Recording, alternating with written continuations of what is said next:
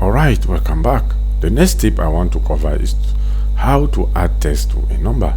Sometimes you may need to add some specific text to the beginning or end of all cells in a selection.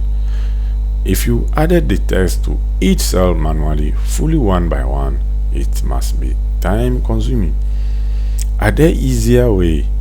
Yes, there are many easy tricks to try and add some text at the beginning or end of all cells in a selection. Look at this worksheet. It contains a data table with values. Some of them result from a function or from a formula. So it will be useful sometimes to add an explanatory text beside the value. Look at cell N2. It's the result of this function. We want to add a text. How can we do that? The first step is to highlight the cells that we want to add to the text. Then go to Home tab, click the down arrow from the bottom of the number section and click More Number Format.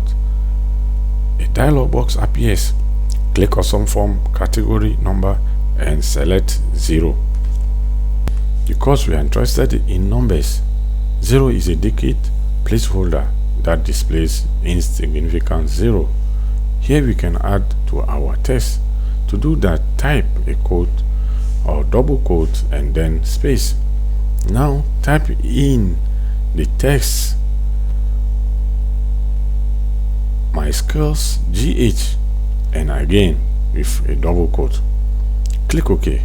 To apply the text, look at the results. Excel added my skills G8 well to the end of each cell. Makes sense, right? An easy trick to add text to any number. If you want to learn the basics from the Excel number format, I have included a PDF file, a tutorial that provides detailed guidance to create custom formatting. Thanks for watching. See you in the next lesson.